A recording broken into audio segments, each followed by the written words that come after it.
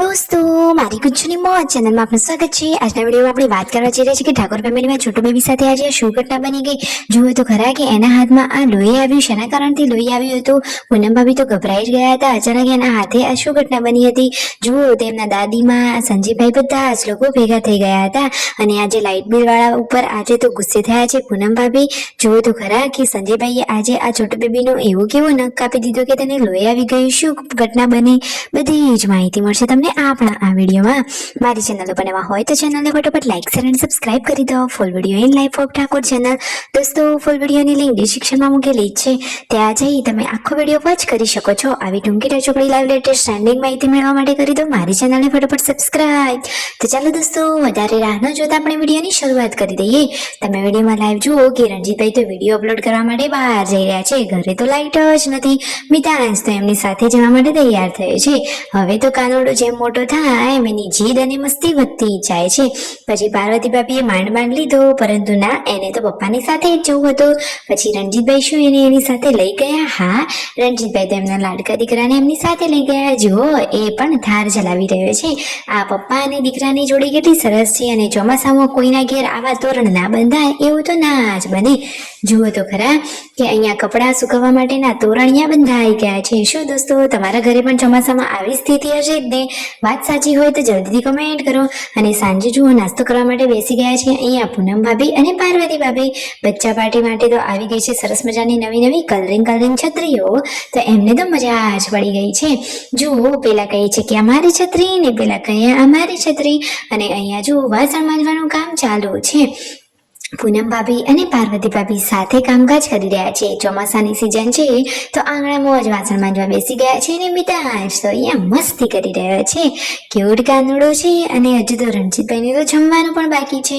બધા જ લોકોએ જમી લીધું અને એ તો વિડીયો અપલોડ કરીને હવે ઘરે આવ્યા છે, તો એમને જમવાનું બાકી રહી ગયું હતું। તો અહીંયા જુઓ પૂનમ ભાભી તો અહીંયા વાતોચીતો કરી રહ્યા છે અને વાસણ માંજવાનું કામ પણ કરી રહ્યા છે। આજે તો છોટુ બેબી સાથે એવી શું ઘટના બની ગઈ, બધા જ એકદમ દોડીને ભેગા થઈ ગયા। તેના હાથે લોહી આવી ગયું, શું પ્રોબ્લેમ થઈ હતી, શું ઘટના બની હતી, તમને આ વિડીયોમાં જાણવા મળી રહેશે। રણજીતભાઈને હવે લાગી હતી ભૂખ, તો એ તો ગવાનું શાક અને રોટલી લઈ અને જમવા માટે બેસી ગયા। અને જુઓ અહીંયા પૂનમ ભાભી છોટુ બેબીને ખવડાવી રહ્યા હતા અને જો કહે છે કે મારે તો સોલાર વાળો આ પંખો ચાલુ છે, પરંતુ અત્યારે ચોમાસામાં તો સોલાર પણ ન હતું, તો એમની જે ગાડી છે એની બેટરીથી અહીંયા ધીમો પંખો તો ચાલુ થઈ જ ગયો હતો। અને દોસ્તો અહીંયા તો જુઓ શું રણજીતભાઈ તો કોઈ બાળકોને રમાડતા નથી। અહીંયા વાતોચીતો થઈ રહી છે કે રણજીતભાઈ તો મિતાંશને પણ નથી રમાડતા ને છોટુ બેબીને પણ નથી પકડતા, અને લાઈટ જવાના પ્રોબ્લેમ બહુ જ વધી ગયા છે। ફોન કરીએ તો પણ સરખો જવાબ નથી આપતા। તો પૂનમ ભાભી તો આજે આ લાઈટ વાળા કારીગરો હેલ્પરો ઉપર જોરદાર ગુસ્સે થયા છે અને કહે છે કે એવું હોય તો અમને પગાર આપી દો, અમે સાથે જઈને કરી દઈશું। એમની વાત પણ સાચી છે, તમને વાત સાચી લાગી હોય તો જલ્દીથી કમેન્ટ કરો। જુઓ આજે તો પૂનમ ભાભી છોટુ બેબીને આપી રહ્યા છે રણજીતભાઈને કે લો તમે તો ક્યારે પકડતા જ નથી, રમાડતા જ નથી, તો આજે રમાડો, પરંતુ એમને તો ના જ પાડી દીધી। જુઓ સંજયભાઈ કહે છે કે તમે તો મારા દીકરાને રમાડતા જ નથી। જુઓ તો ખરા તો રણજીતભાઈએ શું જવાબ આપ્યો કે હું મારા દીકરાને પણ નથી રમાડ્યો, તો પછી તમારા દીકરાને તો કઈ રીતે રમાડો। પછી પૂનમ ભાભી અહીંયા જોર જબરદસ્તીથી જુઓ મિતાંશને તેમની જોડે મૂકી ગયા। અરે એ તો આ રીતે મસ્તી કરી રહ્યા છે, બાકી બધા લોકો હળી મળીને જ રહે છે। અને આજે છોટુ બેબી સાથે આ શું ઘટના બની ગઈ? એના હાથે લોહી આવી ગયો, બિચારું છોટુ બેબીને કેટલું દુખાતું હશે, એ તો કેટલું બધું રડી પડ્યું। જુઓ પૂનમ ભાભીનો તો જીવ જદ્દર થઈ ગયો અને સંજયભાઈ નખ કાપી રહ્યા હતા, અચાનક એને હાથ હલાવી દીધો તો તેને અહીંયા વાગી ગયું, ભૂલથી વાગ્યું હતું, પરંતુ એમનો પણ જીવ બળી ગયો। જુઓ લાઈટ કરીને સરખું જોઈ રહ્યા છે તો એને લોહી પણ આવેલું હતું।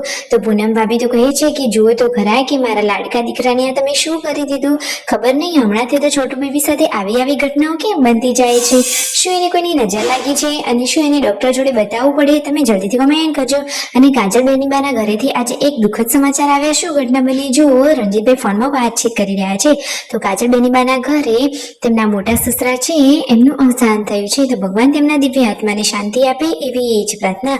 ક્યુટ ખાનોડો તો કેવી મસ્તી કરી રહ્યો છે। જુઓ તો ખરા કે હવે તો કેટલો ગોલું મોલું અને સરસ મજાનો ગોરો થઈ ગયો છે। સબસ્ક્રાઇબ।